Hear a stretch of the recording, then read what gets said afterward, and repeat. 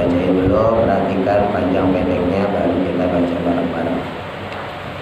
A'udzu billahi minasy syaithanir rajim. Kenapa? 1, 2, 3. A'udzu billahi minasy syaitonir rajim. Wa ayatul lahumul lail. Kenapa? 1, 2, 3. Wa ayatul lahumul lail. Naslakhu minhun nahara fa idahum mublimun. Kenapa? 1, 2, 3. Naslakhu minhun nahara fa idahum mublimun. Wasyamsu tajri limustaqarrin laha. Kenapa? 1, 2, 3. Wasyamsu tajri limustaqarrin laha. Dzalika taqdirul azizil alim. Kenapa? 1, 2, 3. Dzalika taqdirul azizil alim. Ulang tahun. Kenapa? 1, 2, 3. A'udzu billahi minasy syaitonir rajim. Kenapa? 1, 2, 3. Wa ayatul lahumul lail. Kenapa? 1, 2, 3. Naslakhu minhun nahara fa idahum mublimun. Kenapa? 1, 2, 3.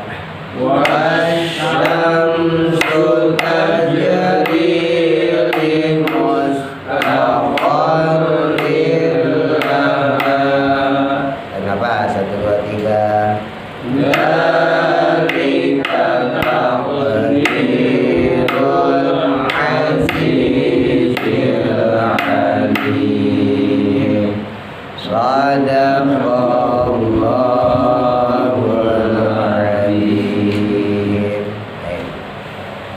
Kita lanjutkan tafsir Yasinnya. Bismillahirrahmanirrahim. Qala musannifu rahimahullahu ta'ala wa nafa'na bihi wa bi barakati ulumihi fid dharain amin. Wa kana, dan adalah dahulu Nabi Muhammad sallallahu alaihi salatu wassalam. Tuh, lafaz nabinya enggak disebut, kok langsung wa kana alaihi. Nah, itu mafhum. Ya, udah dipahamin. Jadi enggak usah disebut nabi, langsung wa kana alaihi salatu wassalam.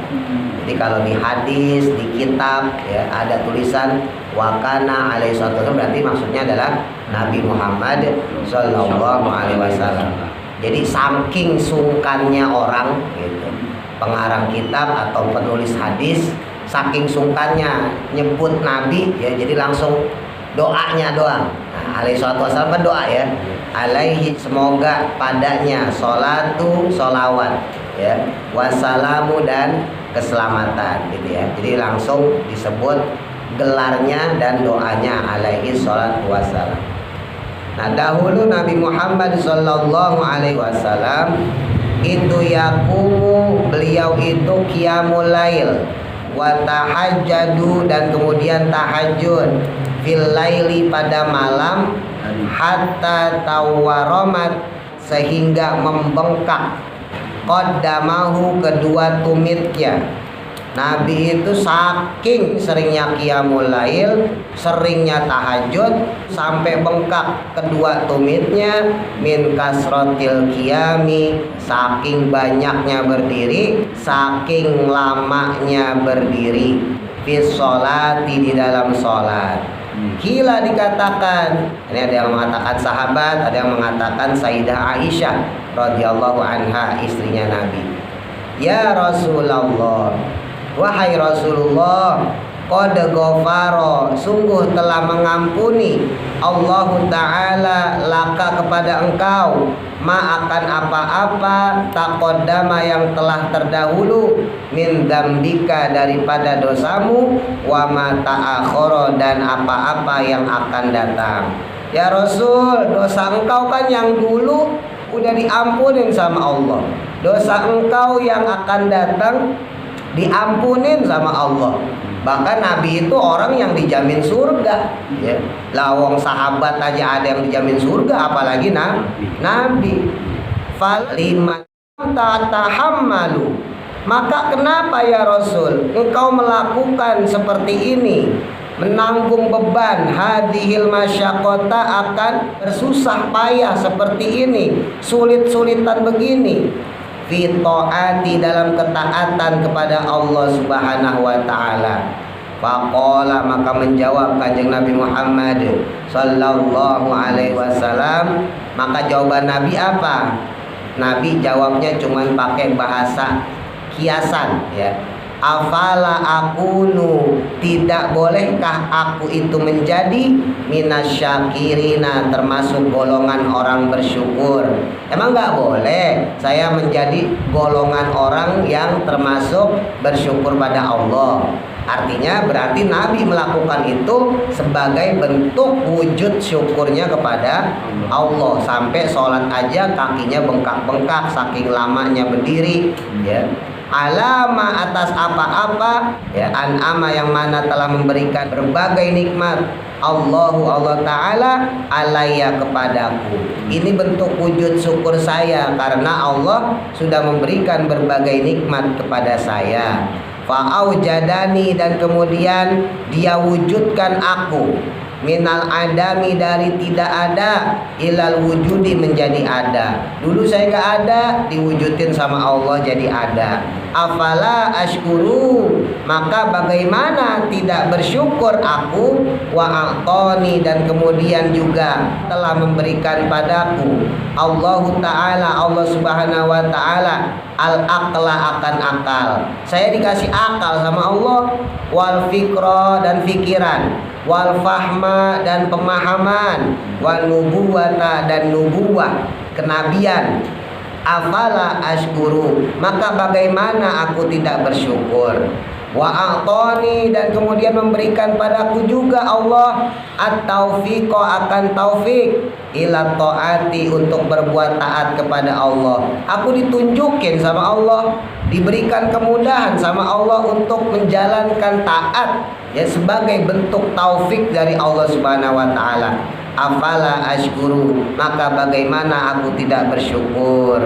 Wa qabila, dan dia menerima taati, akan taatku, wa ibadati, dan ibadahku. Dan Allah menerima ketaatan saya, ibadah saya, maka bagaimana saya tidak bersyukur atas hal tersebut. Maksudnya gitu, ya.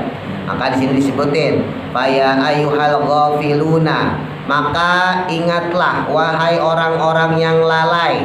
Nah, ini disindir sama musannif kitab, ya, Syekh Hamami Zadah, ngomong pada kita, hal sami'tum, apakah kamu mendengar kalama nabiyikum, kalamnya, ucapannya nabi kalian, yaitu Muhammadin, Nabi Muhammad alaihi salatu wassalam. Nah, kamu dengar gak nih ucapan Nabi? Maksudnya gitu. Nabi aja yang udah dijamin sorga, dosanya diampunin, dosanya dimaafin sama Allah, baik yang akan datang maupun yang telah lalu, itu ibadahnya sampai segitu, sebagai bentuk syukurnya. Masa kita nggak kayak begitu? Ya hasar tahu, maka alangkah menyesalnya liman bagi orang doya yang dia itu menyia-nyiakan al-laila akan malamnya bil ghaflati dengan kelalaian, dengan lupa pada Allah. Ya sungguh sangat nyesel kalau ada orang melewati malamnya tanpa ibadah sama sekali, lalai sama Allah. Ya main kartu, ya main remi, digardu, mabok, judi, malah lupa sama Allah. Sungguh orang kayak gitu sangat-sangat menyesal.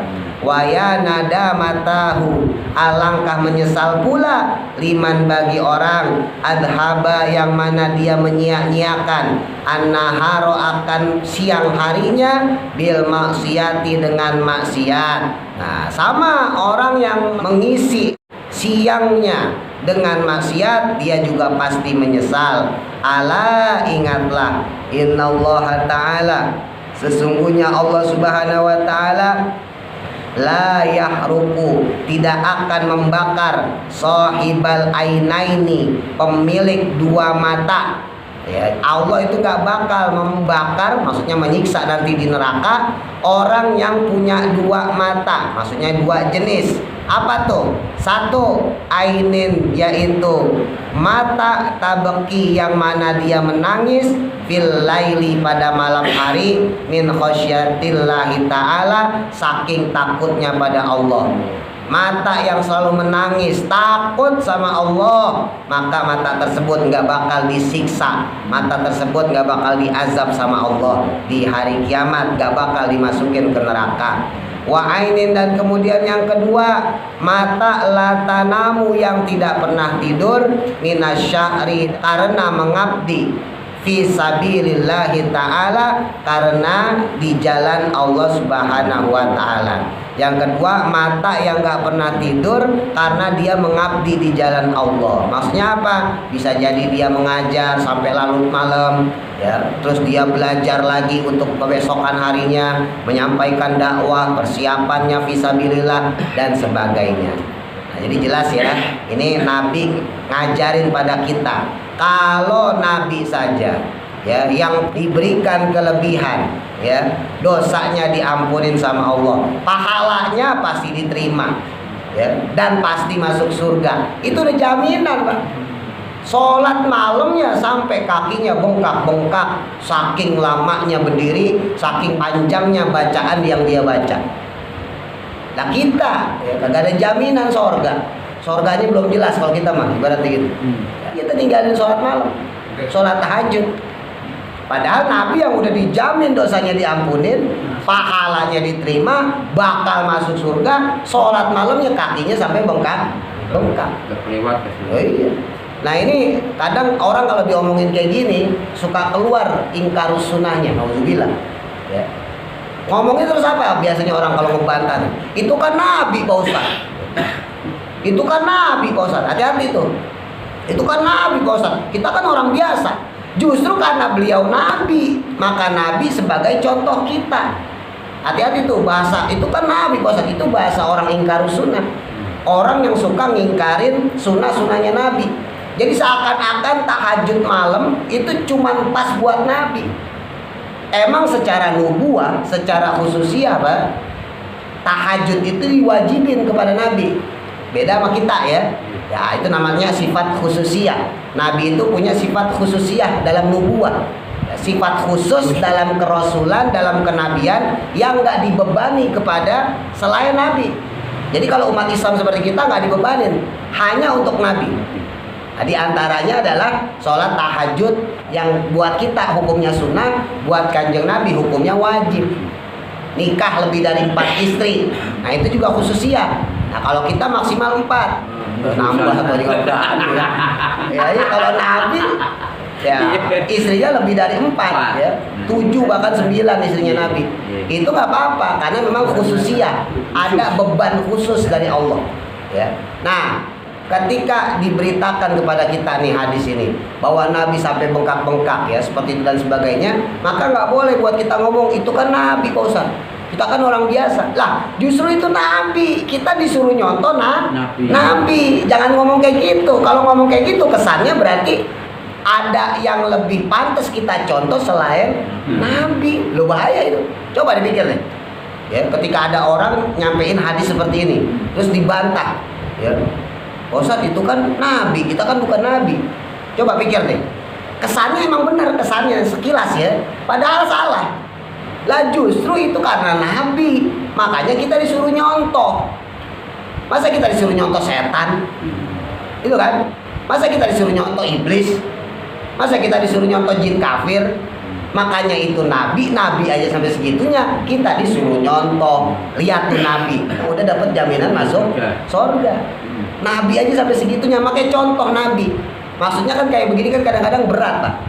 Ya, kalau orang yang nggak biasa tahajud atau misalnya kayak Mas Gianto nih, Mas Tatang yang dagang malam, wah berat saya, gitu kan? Atau yang dagang yang kerja ya, tadi Bang Alek ya Pak Haji, wah berat saya kayak gitu. Terus jangan sampai keluar omongan itu kan Nabi, Ustaz. Jangan sampai. Kalau emang kita nggak mampu, maksudnya, ya bilang aja nggak mampu. Berat aja. Iya berat aja udah. Oh saya belum sampai kayak gitu. Nabi mah udah hebat dah, top orangnya gitu. Lebih baik kita agungin Nabi daripada ngomong itu kan Nabi, Ustaz. Kalau kita ngomong itu kan Nabi, Ustaz. Jadi seakan-akan kita boleh nggak mengikutin. Lah terus kita mau ngikutin siapa? Paham maksudnya ya? Itu bahasa orang ingkarus sunnah. Apa tuh ingkarus sunnah? Orang-orang yang mengaku umat Islam. Ya. Dia ngaku umatnya Nabi. Dia bersyahadat. Syahadatnya lengkap. Asyhadu alla ilaha illallah. Saya bersaksi kepada Allah bahwa Allah Tuhan saya ya.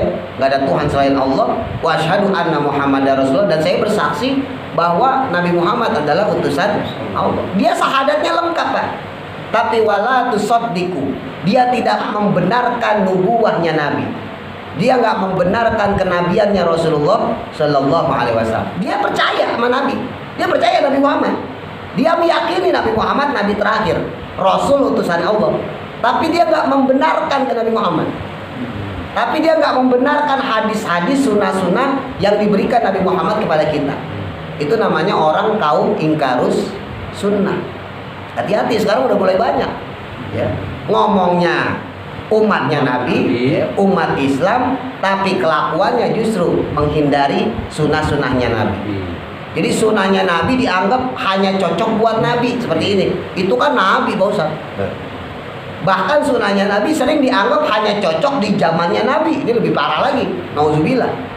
Seakan-akan sunnahnya Nabi hanya cocok di zaman Nabi. Itu kan zaman Nabi, Pak Ustaz. Ini kan sekarang udah beda zamannya. Hati-hati. Lah apa bedanya sunnahnya Nabi, hadis Nabi itu sesuatu yang qat'i dalam Islam. Ingat ya, Al-Quran dan hadis itu kan bagian rujukan kita. Semua ulama sepakat. Bahkan orang bodoh pun tahu. Orang Islam yang bodoh, dia nggak ngerti Quran, nggak ngerti hadis. Kalau kita tanya, Al-Quran sama hadis penting nggak? Pasti dijawab penting. Karena Al-Quran dan hadis adalah sumber hukum Islam, kan gitu. Nah, orang bodoh aja dia percaya. Orang bodoh aja percaya bahwa sumber hukum Islam, pedoman kita adalah Al-Quran dan hadis. Maka otomatis Al-Quran dan hadis berlaku ila yaumil kiamat. Berarti berlaku sampai hari kiamat. Gitu logikanya, Pak. Justru adanya hadis itu kan menerangkan gambaran-gambaran global yang ada di dalam Al-Quran. Ada satu ayat yang kurang jelas, misalnya katakan masalah sholat deh. Ya, di Al-Quran kita diperintahkan sholat. Ya, sholatlah kamu pagi, siang, ya, sore, malam. Tapi kan gak disebutin. Ya, cuma disebutin kitab mauquta sesuai dengan waktu-waktunya. Hadislah yang menjelaskan. Ya kan? Hadislah yang menjelaskan bahwa ada sholat subuh, sholat zuhur, sholat asar, sholat maghrib, sholat isya. Sunnahlah yang kemudian menerangkan kepada kita bagaimana tata cara sholat. Shollu kama ra'aitumuni usolli. Sholatlah kalian, kata Nabi, sebagaimana aku sholat. Makanya kita tahu, oh sholat itu takbiratul ihram dulu, Allahu akbar, gitu. Dan seterusnya sebagaimana yang kita pelajari lewat para ulama. Nah, itu berlaku ila yaumil kiamah. Itu berlaku sampai hari kiamat. Jadi jangan sampai gara-gara ada satu sunnah yang kita nggak lakukan, terus kita ngomong itu kan zaman Nabi, Pak Ustaz. Mohon maaf nih, kalau emang kita kurang suka atau kurang cocok, ya udah ngomong aja, saya kurang cocok, saya kurang suka, saya nggak bisa, saya belum nyampe makomnya, udah gitu aja. Jangan sampai kemalasan kita, kelalaian kita, bodohnya kita, kemudian kita tutup-tutupin dengan ngomong itu kan zamannya Nabi. Ya, misalnya kayak contoh nih siwak nih, ya kan? Apakah karena sekarang udah ada sikat gigi terus siwak kagak jadi sunnah? Tetap sunnah, kan begitu? Sikat gigi ada, Bapak silakan sikat gigi, niatin juga ngelakuin sunnah Nabi karena intisarinya adalah bersihin gigi kan? Ya sebelum berangkat ke musola, sebelum berangkat ke masjid, sikat gigi dulu. Tapi apa kemudian pas udah sikat gigi, sunnahnya siwak jadi hilang? Enggak, siwak tetap sunnah. Paham maksudnya? Ila yaumil kiamah. Sampai kiamat. Terus kalau emang kita nggak bisa siwakan, ya udah ngomong aja. Saya mah belum bisa kayak orang-orang istiqomah siwakan. Berarti kita mengakui bahwa diri kita salah. Jangan dibandingin sama sikat gigi. Itu kan zaman Nabi pakai siwak. Sekarang kan pakai sikat gigi. Hati-hati. Sering ya saya sampaikan, kenapa sunnahnya Nabi tetap ada? Kenapa hadis Nabi membimbing kita ila yaumil kiamah, sampai hari kiamat? Karena kelak suatu saat nanti semua modernisasi teknologi udah gak ada, Pak. Menjelang hari kiamat, dunia itu kembali jadul kalau bahasa kita. Kembali kayak zaman purba, ya, terbelakang, nggak lagi modern. Teknologi nggak ada. Kenapa? Karena suatu saat nanti bakal terjadi perang dunia, perang antar negara, semuanya hancur. Siapa yang memproduksi sikat gigi? Ayo coba pikirnya hal kecil aja. Siapa yang memproduksi sikat gigi? Pabriknya udah dibom, iya kan? Pabriknya dinuklir, akhirnya sikat gigi nggak keluar, odol nggak keluar. Orang balik lagi ke zaman dulu, pakai batu bata, balik lagi ke zaman dulu pakai siwak. Makanya mempertahankan sunnah siwak sama seperti kita mempertahankan sunnah Nabi sampai hari kiamat. Ini baru hal kecil, baru siwak, Pak. Belum yang lain. Belum kenapa Nabi mengajarkan kita kalau bisa kita belajar berenang, belajar berburu, ya kan? Itu sunnah-sunnahnya Nabi. Belajar memanah, ya. Kan udah ada tembakan, Ustaz, ada pistol. Ngapain belajar memanah? Udah digantiin. Ya itu makanya. Itu kan zaman Nabi. Sekarang mah zaman modern pakai pistol. Nggak boleh kita kebandingin gitu. Kalau emang kita lebih senang belajar pistol, ya, belajar senapan, ya udah ngomong aja. Saya mah senangnya belajar senapan. Nggak usah ngebandingin sama kesunahan Nabi supaya kita belajar memanah. Karena tadi lagi-lagi suatu saat nanti nggak kepake, Pak. Iya, menjelang hari kiamat orang udah nggak punya semua. Ya sekarang masing-masing negara ngerudal gimana? Yang punya rudal ngerudal negara lain. Amerika ngerudal Rusia, Rusia ngerudal Amerika. Terus sampai sekutu-sekutunya. Akhirnya rudalnya habis, bomnya habis, ya, roketnya habis, semuanya habis, pistol termasuk habis. Berarti satu-satunya peralatan yang bisa dipakai adalah kayu-kayu. Kayu-kayu itu kemudian dibikin panah. Kita bikin busurnya, itulah alat perang kita nanti di hari kiamat. Paham maksudnya ya? Tapi hati-hati nih, ya. Sekarang udah banyak orang-orang bodoh, ya, orang-orang sok pinter yang dia, mohon maaf, mencerminkan keingkarus sunahannya. Ngaku dia bahwa Nabi Muhammad, Nabi saya, Nabi Muhammad, ngaku dia Nabi Muhammad Rasulullah terakhir, ngaku. Tapi wala tusaddiq, dia nggak membenarkan kenabian Nabi Muhammad, dia nggak membenarkan Rasulullah secara nubuahnya. Jadi sunnahnya Nabi dihilangin. Kemarin saya ngomong, saya kayak di tempat Bang Alek tuh ya, sampai ngomong kemudian, wah lebih baik sholat di rumah mah bisa khusyuk, di musola bukan anak kecil berisik. Kalau emang kita merasa berisik di musola, di masjid karena ada anak kecil, ya silahkan, nggak apa-apa, wajar kok, manusiawi kok. Kalau emang kita nggak nyaman, barangkali misalnya di musola saya sebel nih sama Mas Ganto, males gue sholat di musola Mas Ganto, misalnya gitu. Atau kita sebel di masjid sholat karena ada seseorang, silahkan, nggak apa-apa, manusiawi. Tapi jangan sampai jatuh omongan lebih baik sholat di rumah daripada sholat di musola, sholat di masjid. Lah, sunnahnya itu sholat di musola, sholat di masjid. Paham maksudnya ya? Kalau emang kita nggak suka, ya udah ngomong aja nggak suka. Kalau emang kita malas, ngomong aja malas. Kalau emang kita nggak cocok sama pengurusnya, ngomong aja, saya mah kurang cocok sama pengurus masjid itu, saya mah kurang cocok sama pengurus musola itu. Lu ngomong gitu aja. Jangan sampai jatuh omongan lebih baik sholat di rumah daripada sholat di masjid, di musola. Dan memutarbalikkan fakta. Nah itu yang memutarbalikkan fakta. Kenapa? Karena Nabi aja ngebangun Masjidil Haram, Nabi aja ngebangun Masjid Nabawi, Nabi aja ngebangun Masjid Kuba. Belum sahabat-sahabat yang lain. Sahabat-sahabat yang lain ngewakafin tanah, ngebebasin tanah, dibikin masjid. Kalau sholat di rumah lebih baik, lebih afdol, gak mungkin Nabi dan para sahabat bikin masjid. Logikanya gampang, betul kan? Nah itu yang tadi saya sampaikan. Bahayanya orang ketika dia ngomong kayak gitu, maka orang tersebut ya melanggar ketentuan hukum Allah, ketentuan Nabi Muhammad. Allah nyuruh kita, Nabi nyuruh kita untuk memperbanyak sholat jamaah. Sholat jamaah kita sepakat ya, di musola di masjid lebih afdol dibandingkan sholat di rumah. Sepakat, orang bodoh pun tahu. Nah, karena itu sebuah hukum ya, maka nggak boleh kita ngomong lebih baik sholat di rumah, karena itu hukum.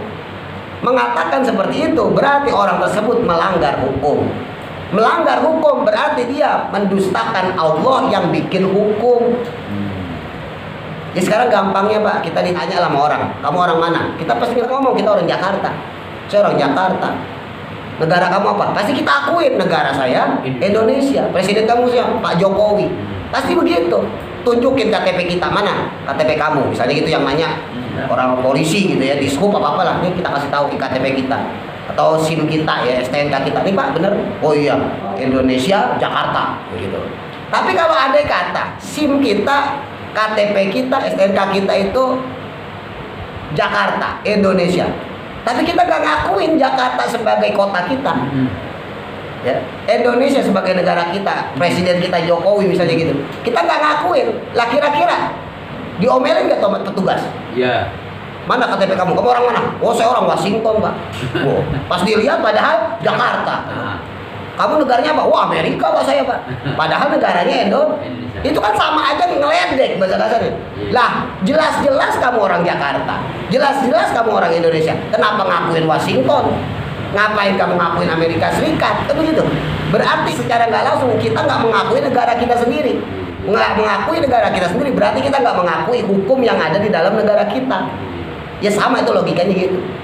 Nggak mengakui hukum Allah secara nggak langsung berarti kita nggak mengakui Allah sebagai pembuat hukum. Nggak mengakui Allah sebagai pembuat hukum, maka orang tersebut murtad, keluar dari agama Islam. Makanya hati-hati ya. Ya pentingnya ngaji itu gitu, supaya kita disadarin sama ulama lewat kitab-kitabnya. Kita diajarin sama ulama lewat kitab-kitabnya supaya tauhid kita benar. Karena seringkali yang kita anggap benar itu salah. Coba kayak tadi bahasa, itu kan Nabi bahasa, itu kan kesannya benar. Padahal salah, itu dosa besar itu. Kenapa dosa? Ya karena ketika orang ngomong kayak gitu seakan-akan dia sebagai umat Islam, ya, umatnya Nabi, seakan-akan nggak perlu ngikutin Nabi. Dengan ngomong kayak gitu, itu kan Nabi bosan. Saya kan orang biasa. Lah justru karena kita orang biasa, kita harus ngikutin Nabi. Lah di mana-mana kan ngikutin yang super Pak, ya kan? Sekarang Mas Gianto misalnya sederajat sama Mas Tatang, ya sholatnya begitu-gitu aja, ya puasa kagak pernah, ya puasa Ramadan doang, itu juga banyakan tidur misalnya gitu kan. Lah terus Mas Tatang ngomong, saya mau ngikutin Mas Gianto. Mas Gianto juga ngomong, saya mau ngikutin Mas Tatang. Ya begitu-gitu aja kagak maju-maju. Kan begitu. Yeah. Tapi kalau seandainya misalnya ngikutin saya, oh saya mau ngikutin Pak Ustadz, belajar saya sholat yang benar, sholat. Kan begitu. Ada sesuatu yang jadi patokan, jadi tolak ukur. Nah patokan kita, tolak ukur kita adalah Nabi Muhammad. Gitu. Hati-hati ya, zaman sekarang tuh ngeri. Wasyamsu tajri li mustaqarril laha, dzalika taqdirul azizil alim. Wasyamsu, dan adapun matahari. Ini hebatnya Quran, Pak. Ya, ribuan tahun yang lalu Quran udah ngasih tahu tentang alam semesta, ya, tentang ilmu astronomi. Adapun matahari itu tajri, beredar. Bahasa gampangnya berjalan, tapi maksudnya beredar. Limustaqorin, pada porosnya, laha baginya itu. Jadi matahari itu menurut surah Yasin dia beredar pada porosnya, jadi muter, ya. Dalika, maka hadapun hal tersebut itu takdirul azizi, yaitu takdirnya Allah yang maha mulia, ya, ketetapan Allah yang maha mulia, al alimi yang maha mengetahui. Ai maksudnya tasiru, ya, berjalan matahari tadi ila mustaqorilaha, kepada tempat edarnya sendiri, ya, tempat edar baginya. Jadi matahari itu dia muter, ya, tapi muternya itu nggak seperti bumi memutari matahari, ya, jadi muternya di situ aja gitu. Wakila, dan dikatakan intiha usairiha, yaitu selesainya peredaran dia, peredaran matahari itu inda inqido'id dunia, ketika selesainya dunia. Nah, dikatakan matahari itu baru berhenti berputar pada porosnya itu kalau dunia udah selesai. wa qiyamis sa'ah, dan berdirinya as-sa'ah. Yaumus sa'ah itu hari kiamat, ya, nama lain dari hari akhirat, hari kiamat. Wakila, dan dikatakan sayruha, adapun selesainya, ya, peredarannya matahari itu hatta tantaha, sehingga dia berakhir ila ab'adi manaziliha, sehingga dia paling jauh daripada tempatnya beredar, summa tarji'u, kemudian dia kembali. Pendapat lain mengatakan, ya, kelak suatu saat nanti matahari itu beredar lama-lama makin jauh, Pak. Jadi matahari itu dia berputar, ya, ini ibaratnya gini, matahari itu berputar. Nah, tapi putarnya di situ-situ aja.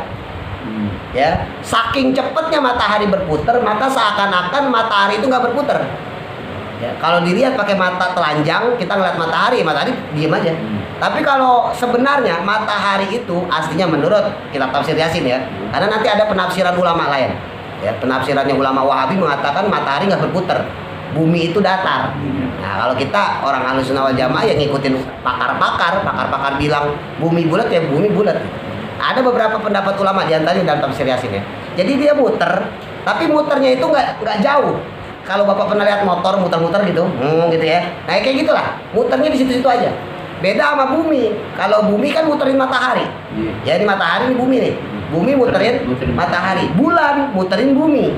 Kalau kita pakai teori astronomi, ya, kayak pakai teori luar angkasa. Nah, matahari yang berputar ini saking cepatnya dia muter, maka kelihatannya kagak berputar, Pak.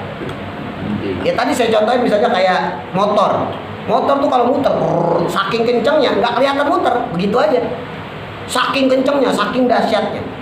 Nah, matahari itu punya panas, ya, sinar itu hasil daripada putaran dia itu. Nah, ini disebut dalam Quran wasyamsu tajri li mustaqarrin laha. Matahari itu berputar pada porosnya. Nah, pendapatnya ulama, salah satunya yang kedua, ya, suatu saat nanti matahari itu akan keluar dari tempat edarnya.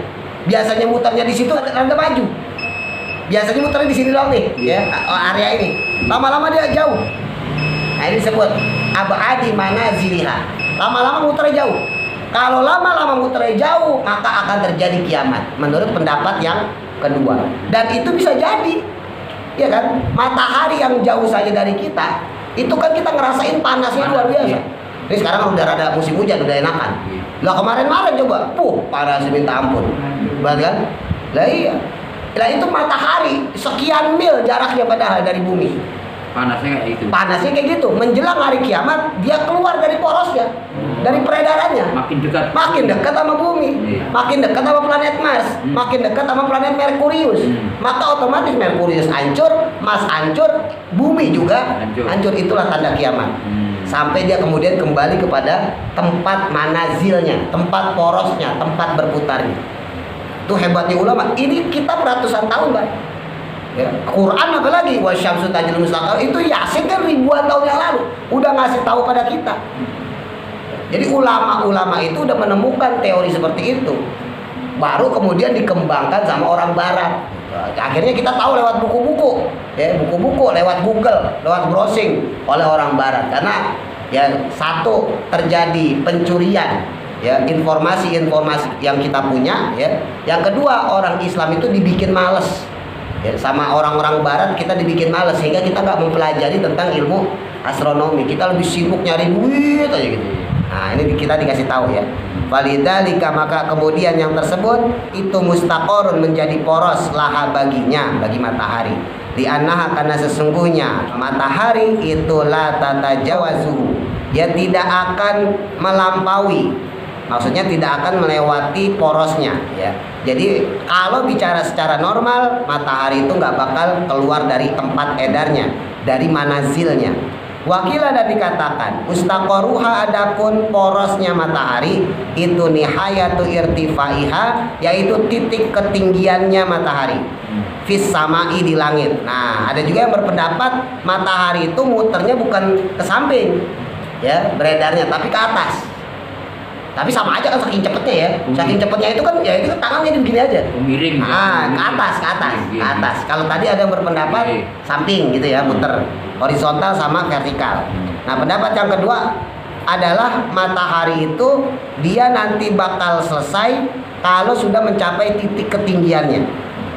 Fi shayfi pada musim panas, wa nihayatu hubutiha dan kemudian pada titik terendahnya fi syita'i pada musim dingin. Maka nanti akan terjadi perbedaan ya pada musim panas dan musim dingin tadi. Tajri berputarnya ya, berjalannya asyamsu matahari hatta tantaha sampai dia itu berhenti, berakhir ila mustaqoriha sampai pada porosnya.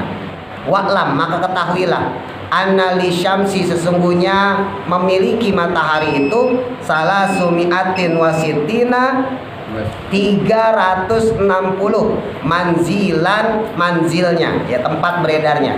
Jadi matahari itu menurut Syekh Hamamizadah punya 360 manazil ya, tempat beredar, tempat pemberhentian. Mi'atan wasamanina, adapun 180-nya itu fisyita'i berada pada musim dingin, wa mi'atan wasamanina dan adapun 180-nya lagi fi shayfi yaitu pada musim panas.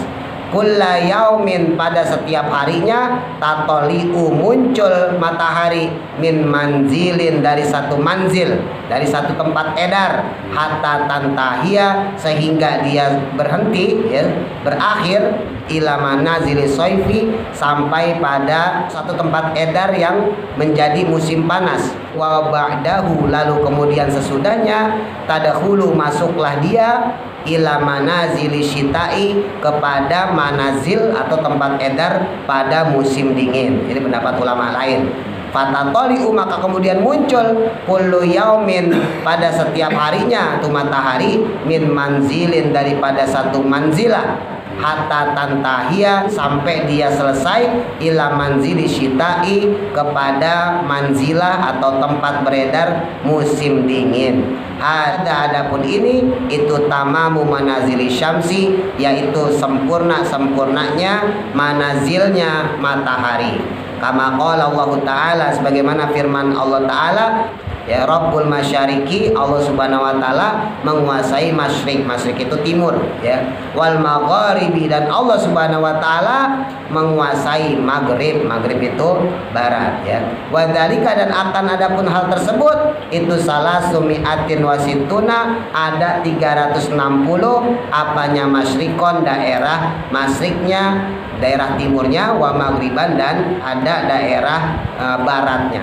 Nah, jadi kalau bicara teori luar angkasa ini sebetulnya udah banyak ya. Di zaman Yunani sendiri itu ada nama Nicholas Copernicus apa tuh. Itu terkenal Pak sama teori heliocentrisnya. Itu abad 16. Itu ketika dia ngomong kayak gini ya, itu kemudian langsung dihukum mati. Loh, kenapa si Copernicus bisa dapat nih padahal dia orang Yunani? Dulu pernah saya sampaikan biar tahu sejarahnya. Orang Yunani itu dulunya peradabannya memang tinggi, peradabannya bagus Pak. Ya saking bagusnya, saking tingginya Bapak kalau masih belajar dulu masih ingat SD, SMP, SMA nggak ada yang lepas dari bahasa istilah bahasa Latin, ya kan? Dalam bahasa Latinnya apa tuh pohon namanya ini Copernicus apa gitu segala macam. Coba Bapak ingat-ingat dulu. Ya, saking bahasa Latin alias bahasa Yunani itu menjadi bagian bahasa dunia. Tapi sekarang udah ambruk Yunani ya.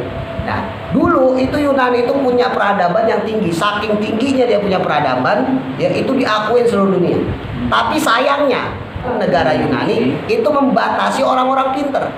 Ya, nabi-nabi zaman dulu dapat informasi langsung dari Tuhan, dari Allah. Kitab-kitab suci kan dari Allah. Sementara ilmuwan itu dapat informasi lewat otak. Nah, maka ketika ada sesuatu yang berbeda ya dalam ilmu saintifik dia, ilmu akademis dia, maka tokoh agama itu disuruh ngikutin negara Yunani. Kalau nggak mau ngikutin, maka tokoh agamawan tersebut dibunuh. Makanya Sokrates, Plato segala macam itu kabur dari Yunani Pak. Biar tahu ceritanya nih. Pergilah mereka kemana? Pergilah ke Romawi. Nah, di satu sisi Yunani kemudian agak meredup, mereka lari kemudian ke Romawi. Hadirnya agamawan, filosof kalau bahasa zaman dulu ya. Mereka-mereka yang pintar secara agama dan secara pendidikan, karena dia punya informasi langsung dari Tuhan lewat kitab suci, maka membuat Romawi makin besar. Makin besar, makin gede. Saking gedenya dia berhasil menguasai Syam. Ya, dulu itu Syam itu di bawah kendalinya Romawi. Sekarang Palestina, Lebanon, Syria ya. Itu dulu di bawah kendalinya Romawi. Rajanya saat itu Heraklius ya, difilmin jadi Hercules. Nah, itu biar tahu pelajaran. Nah, ketika mereka ini memegang kendali besar, ini lagi-lagi kejadian yang Yunani. Agamawan ngasih tahu satu ilmu, ilmuannya kagak mau terima. Akhirnya terjadi perdebatan antara ilmuwan dengan agamawan. Lagi-lagi Romawi pecah sini. Nah, di sisi lain, Islam kemudian dihadirkan Nabi Muhammad SAW, ilmu yang baru. Nah, makanya Islam kemudian berkembang. Nah, ini orang-orang yang ada di Syam, Persia, yang ada orang Yunani-nya, orang Romawinya, yang mereka dulu pernah kabur. Orang-orang yang pengen ngebunuh orang-orang pinter, filosof-filosof, akhirnya banyak yang datang ke Mekah. Banyak yang datang ke Madinah untuk bertemu Nabi Muhammad SAW. Makanya mereka masuk Islam. Disitulah kedikjayaan Islam, ya, maju menggantikan, meruntuhkan kegelapan peradaban Romawi dan Yunani. Makanya dulu kan kalau kita belajar sejarah ya, Islam itu pernah jaya, Pak, maksudnya pernah menguasai dunia. Ya, dari zaman Sayyidina Abu Bakar, Umar, terus sampai dinasti Umayyah, Abbasiyah. Terakhir ya kemarin pas Turki Ottoman itu. Turki Ottoman terjadi peperangan, perang dunia kedua, ya, maka kemudian pecahlah negara-negara, udah selesai itu Islam. Nah, sekarang kita dikuasain lagi sama Barat nih. Tapi suatu saat nanti bakal terjadi lagi, balik lagi.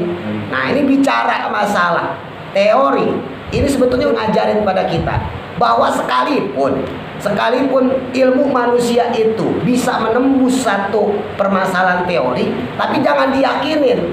Karena ilmunya manusia itu tidak pasti, tapi ilmunya Allah pasti. Penafsiran manusia mah nggak pasti, nggak. Suatu saat bisa berubah. Namanya juga manusia. Ya, namanya perkiraan. Iya. Kan Bapak mungkin pernah lihat tuh, atau kalau yang suka main medsos tuh ya, misalnya di Quran itu kan disebutkan ya, ada di dalam lautan itu sungai yang mengalir. Ya, sungai itu kemudian mengalir di dalam lautan. Ya, ada juga satu ayat dalam Quran yang ngasih tahu tentang bersatunya air laut ya dengan air tawar. Ya. Nah, itu bagian penafsiran manusia. Menafsirkan ayat, oh itu buktinya tuh. Di laut di dalamnya ada sungai, gitu kan? Oh, itu buktinya tuh, air tawar sama air laut. Satu lurus tuh. Ya. Air tawar sendiri, air laut sendiri. Itu penafsiran manusia, Pak, dari ayat Allah. Artinya itu ilmunya manusia, bukan ilmunya Allah yang diterangkan kepada kita karena sudah ditafsirkan. Nah, makanya tadi saya bilang bisa jadi suatu saat ya sungai yang ada di dalam lautan itu kemudian dihancurin sama Allah, atau dibikin lebih gede lagi, ada lautan di dalam laut. Karena bahasa ada sungai di dalam lautan itu bahasanya kita manusia dalam menerjemahkan Al-Quran. Ya sama seperti tadi, buktinya apa tuh? Apa ada air tawar, air laut itu, air tawar, air laut ya nggak bersatu, terus segaris tuh. Itu lagi-lagi di versi manusia. Suatu saat mungkin beda. Bisa jadi air tawarnya di atas, air lautnya di bawah.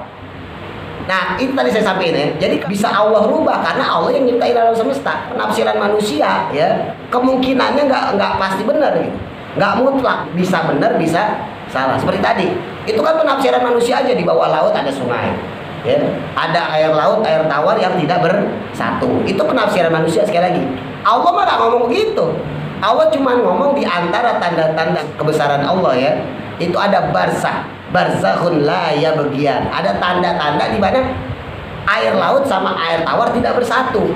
Adapun kita menafsirkan itu buktinya nih air tawar nih laut ya, begini. Itu kan penafsiran kita. Bisa jadi nanti tadi saya sampaikan, bisa jadi kebalik, bisa jadi air laut di bawah, air tawar di atas. Suatu saat nanti kita nggak tahu juga. Ya, teori seperti itu maksudnya belum pasti benar. Tapi kalau firman-Nya Allah itu udah pasti benar. Ya, kalau firman Allahnya sendiri udah pasti benar. Penafsiran kita belum tentu benar. Wallahu a'lam. Mudah-mudahan manfaat. Al-Fatihah. Bismillahirrahmanirrahim. Alhamdulillahi rabbil alamin. Ar-Rahmanir Rahim.